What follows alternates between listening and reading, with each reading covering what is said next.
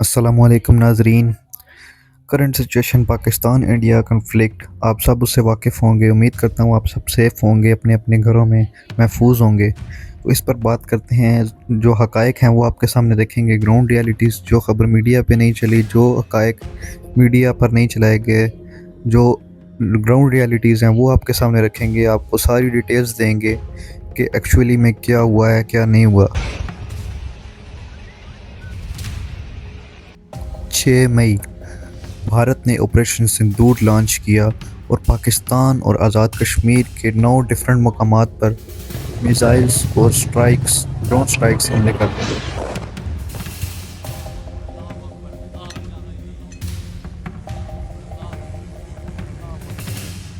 इन targets में मुजफ्फराबाद, कोटली और भावलपुर शामिल थे।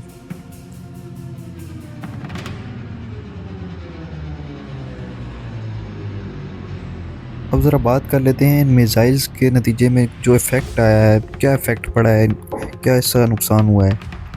अकॉर्डिंग टू इंडिया, उन्होंने टेरिटरी कैंप पर, दहशतगर्दों के कैंप्स पर ये अटैक किया है, लेकिन रियलिटी है कि ये अटैक सिविलियंस पर किया गया, जिसके नतीजे में 26 लोग शहीद हो चुके हैं, जिनमें औरतें और बच्चे भी शामिल हैं। और फुटेजेस जो आ रही हैं सामने, उनमें एक 3 साल की छोटी बच्ची भी शामिल है। इसके अलावा खबर आ रही है कि कोटली सतिया में एक मस्जिद को शहीद कर दिया गया है, जिसके नतीजे में एक 16 साल की बच्ची और उसकी मां को गालिबन शहीद किया गया। इसके अलावा शक्करगढ़ में एक भी जो है ना ये अटैक किया गया। शक्करगढ़ में से खबर ये आई है कि वहाँ पर कोई जानी नुकसान तो नहीं हुआ, अलबत्ता वहाँ पे कुछ लोग ज़ख्मी हैं और एक अदर डिस्पेंसरी वहाँ पे जो है ना मेडिकल स्टोर वगैरह उसको जो है वो तबाह किया गया है। और इसके अलावा मुरीद के में एक मस्जिद को शहीद किया गया है।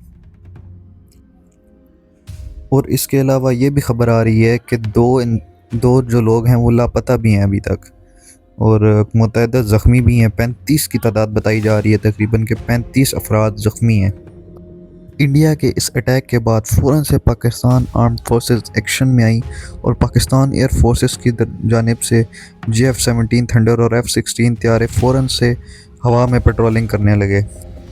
इसके बाद पाकिस्तान आर्म्ड फोर्सेस और पाकिस्तान एयर फोर्स की जानिब से भी फ़ौरन से कार्रवाई अमल में लाई गई।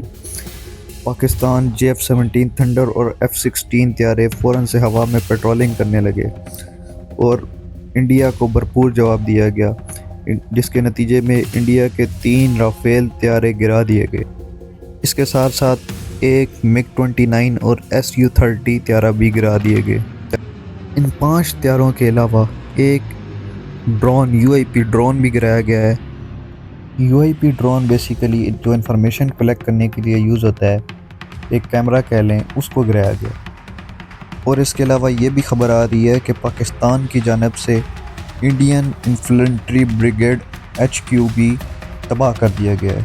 जी हाँ, 12 इन्फेंट्री ब्रिगेड HQ इंडिया का जो 9 डिवीज़न और 12 कोर जो बनता है, ये भी पाकिस्तान की जानिब से तबाह कर दिया गया है और इसकी भी फुटेजेस आ चुकी हैं। इसके अलावा बात कर लेते हैं कि जो राफेल्स त्यारे और जो बाकी त्यारे गिराए गए हैं उनके बारे में बात कर लेते हैं। एक राफेल त्यारा जिस श्रीनगर में तबाह किया गया है, एक राफेल त्यारा बतिंदा में तबाह किया गया है और एक राफेल त्यारा जम्मू कश्मीर में तबाह किया गया है, जिनमें से 2 जो है राफेल्स हैं जो हैं उनको एयरक्राफ्ट की मदद से तबाह किया गया है और एक जो है वो पाकिस्तानी डिफेंस सिस्टम की मदद से जो है तबाह कर दिया गया है।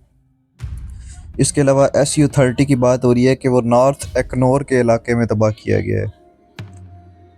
और बात सिर्फ यहीं पर नहीं रुकती, उसके बाद पाकिस्तान और इंडिया के दरमियान शदीद फायरिंग जारी रही, जिसके नतीजे में पाकिस्तान ने इंडिया के बहुत से मोर्चों को तबाह कर दिया और उन पर कब्ज़ा कर लिया। और इसमें भी एक खबर आ रही है कि पाकिस्तान ने लाइन ऑफ कंट्रोल पर इंडिया के एक मोर्चे पर शदीद फायरिंग की, जिसके नतीजे में इंडिया के उस मोर्चे पर सफ़ेद झंडा भी लहरा दिया गया। जी हाँ, आप ये फुटेजेस भी देख सकते हैं कि इंडिया ने वाइट फ्लैग लहरा दिया है और अपनी शिकस्त को तस्लीम किया है। इसके अलावा भारत भी ये दावा कर रहा है कि पाकिस्तान की अंधाधुंध फायरिंग के नतीजे में इंडियन एडमिनिस्ट्रेटेड कश्मीर में 8 सिविलियंस की डेथ हो गई है और 47 की इंजरी बताई जा रही है। अब सवाल यहाँ पर ये बनता है कि क्या जो नॉर्मल सिविलियंस थे, जो आम जनता थी, क्या वो टेररिस्ट थे? क्योंकि इंडिया का कहना है कि उन्होंने टेररिस्ट का जो कैंप था वो तबाह किया है। तो क्या जो लोग जिनकी फुटेजेस आ रही हैं, जो नॉर्मल लोग थे, बच्चे थे, औरतें थे, जो 3 साल की बच्ची जिसको शहीद कर दिया गया, क्या वो टेररिस्ट थी? क्या उसने पहलगाम पर जाके अटैक किया होगा? मेरा यह सवाल पूरे इंडिया से है कि यहाँ पर आपकी ह्यूमैनिटी कहाँ गई? उस वक्त तो आपने पहलगाम अटैक में, पूरी दुनिया ने, हमने भी इसकी मजम्मत, भरपूर मजम्मत की, जो पहलगाम में जो मासूम लोगों का जो खून बहाया गया था। लेकिन अभी इन मासूमों का जो खून बहाया गया है, मेरे पूरे इंडिया से सवाल है, क्या वो 3 साल की बच्ची पहलगाम अटैक में शामिल थी? क्या ये औरतें और बच्चे, क्या ये पहलगाम अटैक में शामिल थे? इनको क्यों निशाना बनाया गया है? ये सवाल आपसे रहेगा और आपको जवाब देना पड़ेगा। अमेरिका के सदर ने भी इंडिया के इस अटैक को शर्मनाक हमला करार दिया है। इसी तरह की मज़ीद अपडेट्स और न्यूज़ के लिए हमारे साथ जुड़े रहिए। हम आपको मज़ीद हक़ाइक़ और आगे जो भी होता रहेगा उसके बारे में हम आपको हक़ाइक़ बताते रहेंगे कि क्या हक़ाइक़ हैं। तो अभी के लिए इजाज़त चाहते हैं। अल्लाह हाफ़िज़।